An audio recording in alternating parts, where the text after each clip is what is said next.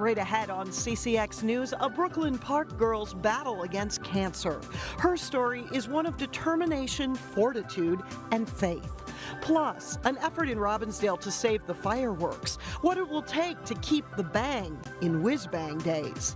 And later, cleaning out the clutter, a new company in Brooklyn Park that helps families reduce and reuse. CCX News starts right now. Hello and thanks for joining us. Whiz Bang Days is coming to Robbinsdale later this month, and the city is looking for ways to fund its popular fireworks display. The show takes place on Sunday, July 15th, but money is tight. Eric Nelson joins us now with more on that. Eric? Yeah, Alex and Shannon, the fireworks spectacle is a staple of Whiz Bang Days, but the show doesn't happen by accident and it isn't free. It costs $7,000 to stage the pyrotechnics display, which is why Robbinsdale has set up a GoFundMe page to raise money for the events. So far, donations are only at $150, but the Birdtown Half Marathon will match any contribution up to $1,000.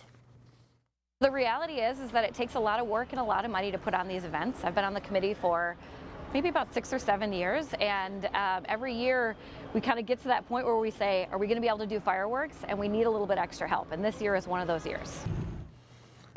The colorful fireworks display has lit up the Robbinsdale sky for decades. Whiz Bang organizers say this year's show will definitely go on because the remaining scholarship dollars will come from city businesses. But there is no guarantee that will happen into the future. St. Paul, for example, is cutting out its annual July 4th fireworks show because of budget issues, and Robbinsdale could someday be in the same boat. Well, it could happen. It would be sad. We've done fireworks for a really long time and people love them. It's one of the best shows in the Twin Cities, but without people's help, it could not be possible. Now, Whiz Bang Days is hitting a major milestone. This will be the 70th year of the event, and there's even a new logo celebrating that. Whiz Bang Days runs July 12th through the 15th. The fireworks show caps off the festivities. Alex and Shannon? All right, thank you, Eric. And now a story of recovery and hope. Doctors did all they could for 11-year-old Anya Ford of Brooklyn Park. Reoccurring bouts of leukemia gave her little chance to live. But as Sonia Goins reports, not only is she defying the odds, she's making amazing strides.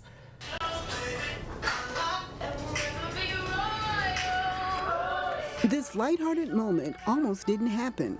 11-year-old Anya Ford has been through so much in her young lifetime. She was diagnosed with leukemia in December of 2014. She spent 3 years on chemo, only to have it return last December.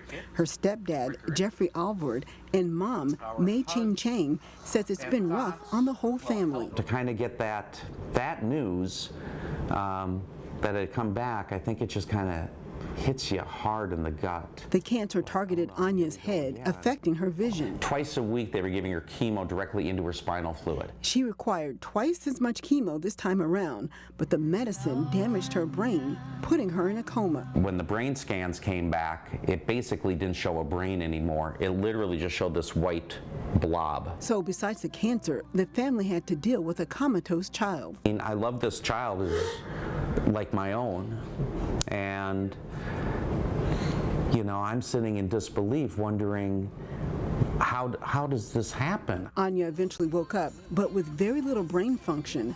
Doctors sent her home with a grim prognosis. We're making funeral plans through tears, and what will we do? And at the same time, just utter disbelief that how did we get to this place? She just made everything to me. So I was saying, if I lost the children, I don't want them again. But remarkably, Anya did survive. Her family says it's a miracle, a gift from God. It's belief, it's prayer. Slowly, she started making progress, improving her motor skills. Yeah, we've got our rock on. You know, the last 3 or 4 weeks, her dexterity in her fingers, her ability to point. She can't walk, eat, or talk much. Mama.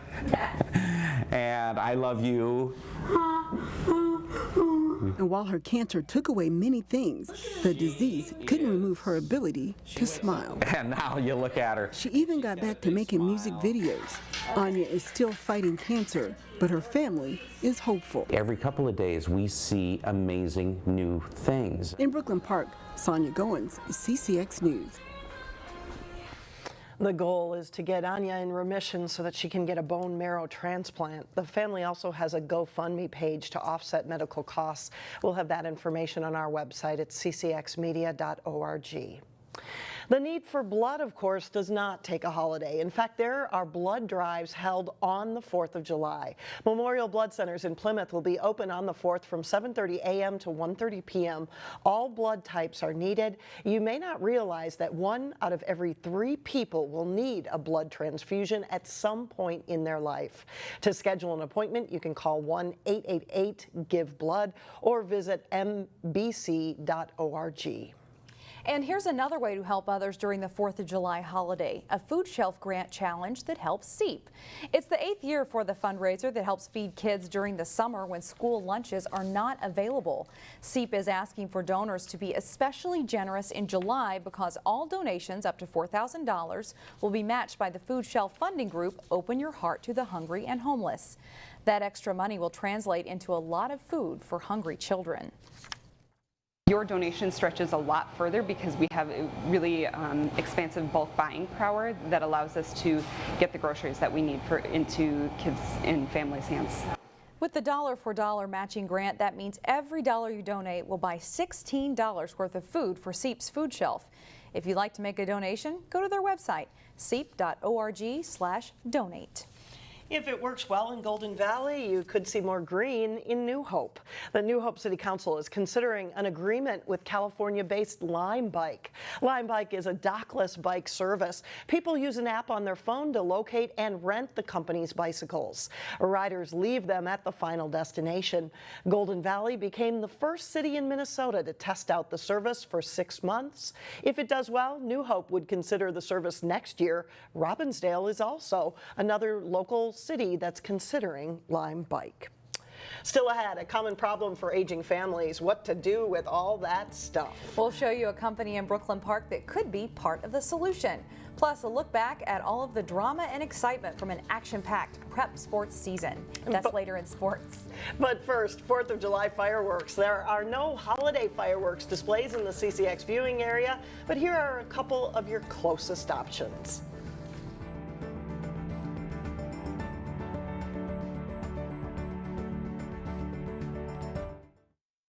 Whether it's a move to downsize or simply an effort to clean things out, we all have that stuff that needs to go. Isn't that true? In this week's Business Matters report, there's a new franchise in Brooklyn Park that aims to help people find a home for hard-to-remove items.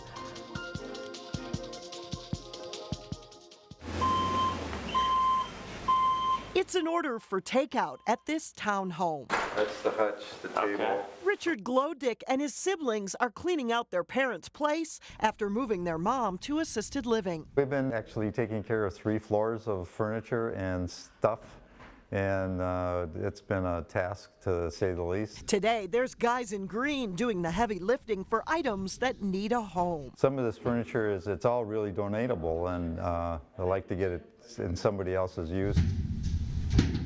That's where junk luggers comes in. Basically, we know that everybody has extra stuff that they don't want or need anymore. Not necessarily always junk. Sometimes it's really nice items that they would like to have donated. They just don't have the means to have them all hauled out. The new Brooklyn Park franchise is an eco-friendly company that helps residents and businesses get rid of items without sending them to the landfill. We do anything from coming to pick up one sofa to cleaning out a whole entire 4,000 square foot home. The majority of items are donated. Some things are recycled and others end up here at Second Chance. It's a store on site at Junk Luggers, open to the public, where 20% of the sale proceeds go to local charities. We've had sofas, big sectional sofas that we haven't been able to donate, and so we end up just posting them for free and finding some family that can use the item again. Once items are donated, the customer receives a tax-deductible receipt. After more than 2 months of cleaning out, Richard Glodick is thrilled to have this last batch of furniture removed, just in time for the closing of his mother's home. Now we're relieved. We're ready to, we've had enough, and we're ready to sit back and relax for a change and not worry about what we got to do next. Costs for removal services range from a minimum of $109 to the cost of filling a whole truck, which is about $600. Still ahead, it's not an illusion. We'll show you the magic act that's taking over at the Plymouth Playhouse. But first in sports, growing the game of golf. The event in New Hope that gives young golfers a head start on the competition. John Jacobson is in next.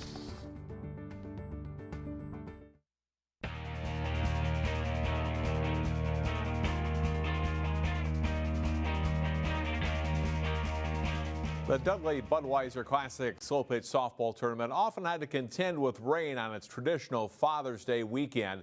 The Brooklyn Center-based tournament that draws some of the nation's top teams has a different spot on the calendar now, but Mother Nature still didn't cooperate for the final rounds. This was the scene Sunday as steady and at time heavy rain washed out the last few games of the tournament, which included a women's division this year for the first time. The teams that had played their way into the championship game without a loss in the double elimination tournament are the champions. That's Smash It Sports in the women's bracket and Extreme Mike and ASP in the men's division. It's a short golf season in Minnesota, but plenty of young players are out getting started in the sport. The Minnesota Junior PGA Mini Tour had a local stop Friday. New Hope Village, the site for this year's Mini Tour event. This is McKenna Hogan of Maple Grove teeing off in the girls' 10 through 12-year-old division. Hogan knocks down a short putt for bogey on her opening hole of the day. The tour is for golfers ages 7 to 12. Owen Carlson, also of Maple Grove, rolls home a par putt on his last hole of the day in the boys' 10 to 12-year-old division. Seth Damsgaard of Brooklyn Park capitalizes on a good tee shot, and he pars the 9th hole at New Hope. Brian Terhar of Brooklyn Center with a nice chip on the 8th hole. It sets him up for a par putt. And Augustus Ronlin of Golden Valley leaves his putt just short on the 9th hole. He will tap it in, though. There's another mini tour event scheduled for Tuesday at the par 3 course at Rush Creek in Maple Grove. Over the 2017-2018 school year, prep sports in the area provided plenty of drama and excitement once again. Jason Malillo brings us some of the highlights from all 3 seasons. It's probably the most exciting football game ever broadcast on CCX. State quarterfinals, Maple Grove against St. Michael Albertville. In the final 59 seconds, the Crimson recovers 2 onside kicks and scores 3 touchdowns in what came to be known locally as the Maple Grove Miracle. And see if they give it to Hull.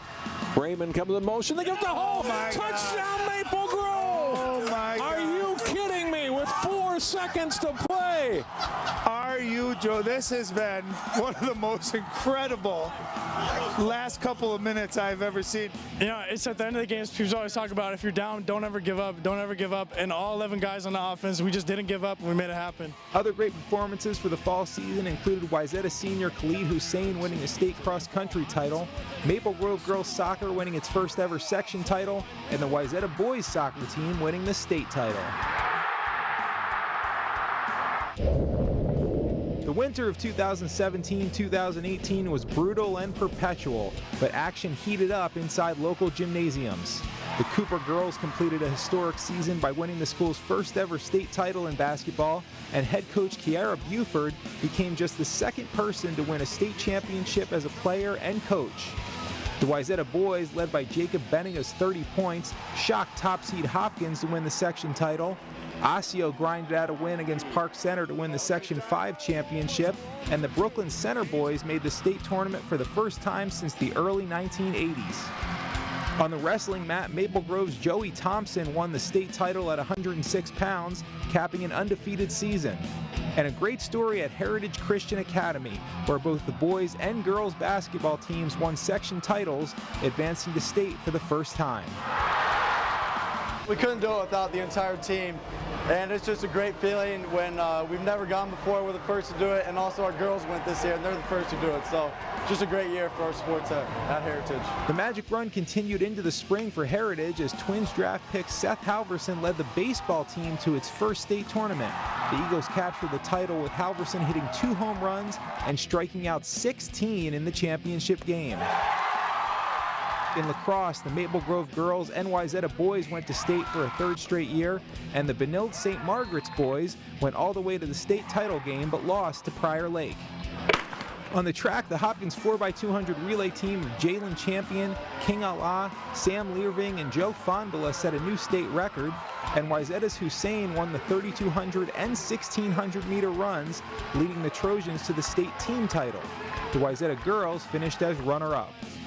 Our congratulations to all the student athletes for another phenomenal year in prep sports. Eden Prairie next Thursday night. Thanks, Jason, and Alex and Shannon, back to you. Thanks, John. That's a lot of sports It in just a few seconds. Up next, a few tricks up our sleeve. Meet the husband-wife duo now providing a magical escape in Plymouth. We'll be right back.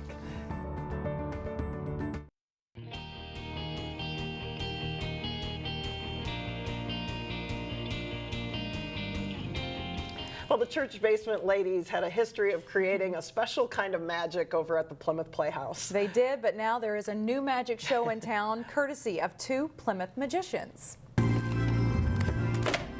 A good magic show is part illusion, part showmanship, and part story. The Moores, who have lived in Plymouth for the past 11 years, have all 3. We grew up in Rapid City, South Dakota, and I started performing when I was 10.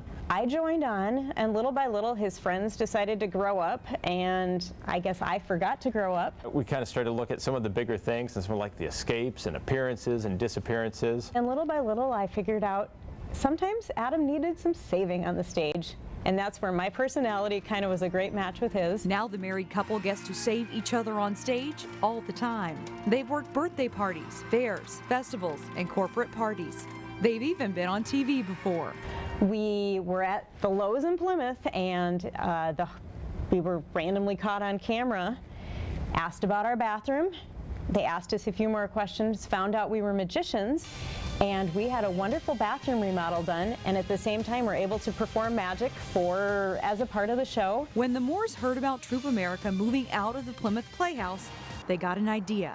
Maybe they could bring their family-friendly show, More Magic, here for a few months. This is something that we've been kind of dreaming about and planning for and working on for quite a few years. You know, this stage feels like the right size for us. Number of seats feels great. We can do so much with this.